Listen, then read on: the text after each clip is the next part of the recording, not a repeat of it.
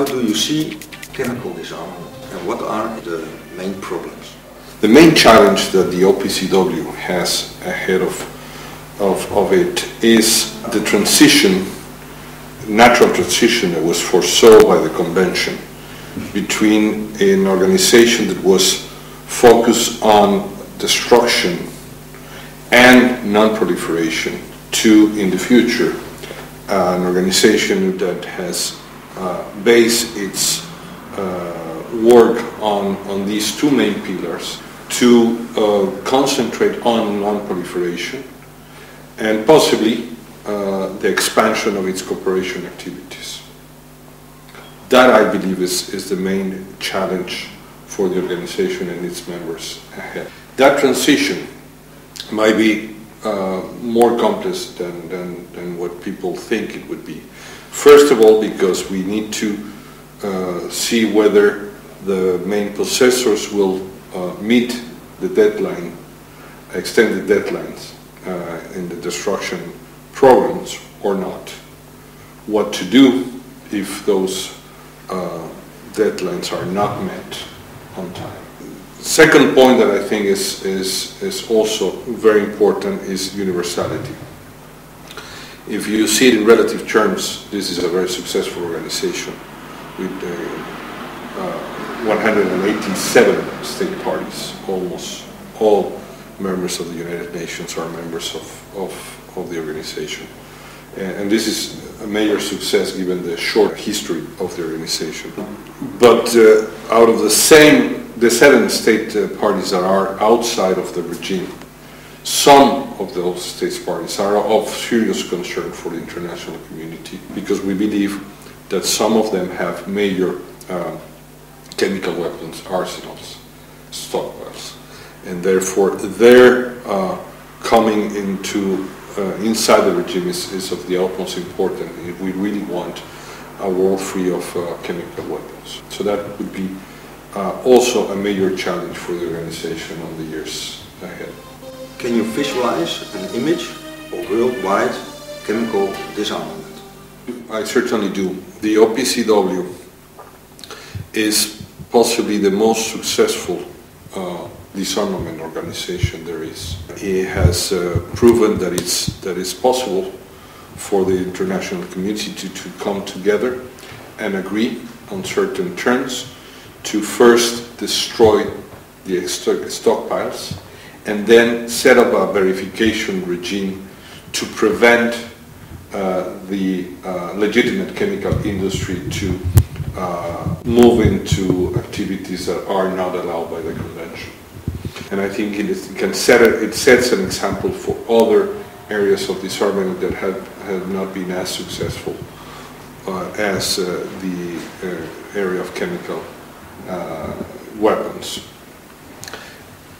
As a result of this very successful organization, very successful in getting us really close to full disarmament in terms of chemical weapons, the successful way in which the organization operates its very, very comprehensive and effective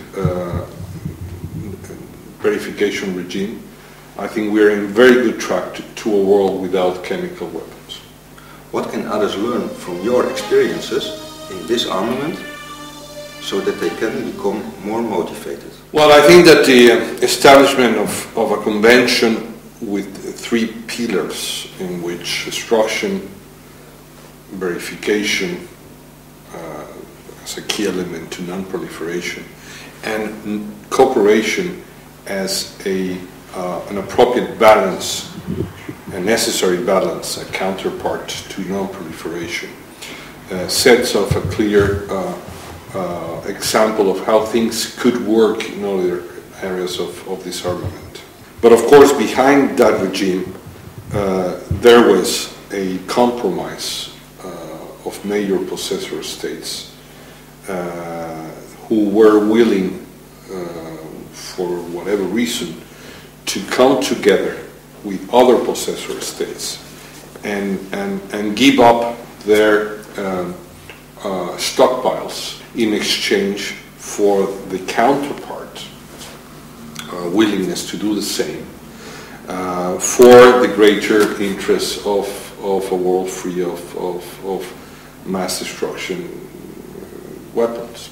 It is so successful in the substance, the OPCW, that maybe as a result of human nature, we tend to agree more easily within OPCW, among states parties, on the major issues, on the big picture, than on small things. My experience in the past years as representative of Mexico, and also as a chairperson of the Executive Council, that when we are faced with a major issue that has to do with the heart of the organization and the heart of the convention, it's easier for states parties to come together and reach an agreement than it is for small things, detailed, technical issues in which we can discuss endlessly. And I do hope that we can be more efficient, or as efficient and as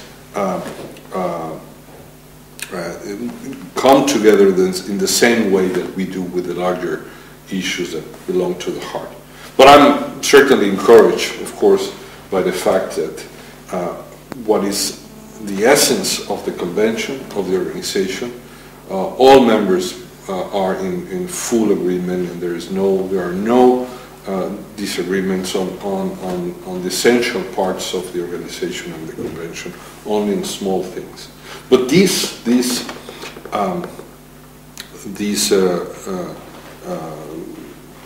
concurrence of political will be put to a test when we reach the extended deadlines in 2012 for the stockpiles for chemical weapons to be destroyed, particularly if the deadlines are not met. And the organization will be put to a test. States parties will have to come together and make sure that whatever we decide to do, in case this happens, that deadlines are not met, that the convention is not undermined. Will your country cooperate if we do TV specials for the OPCW about chemical disarmament?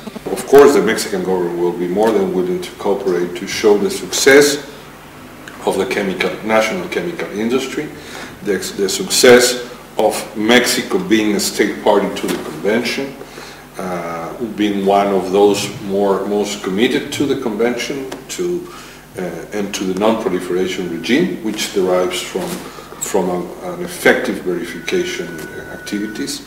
But we will have to also to consult with the private industry, because the importance of showing to the community, international community, the effectiveness of the verification regime and the level of cooperation of the Mexican chemical industry.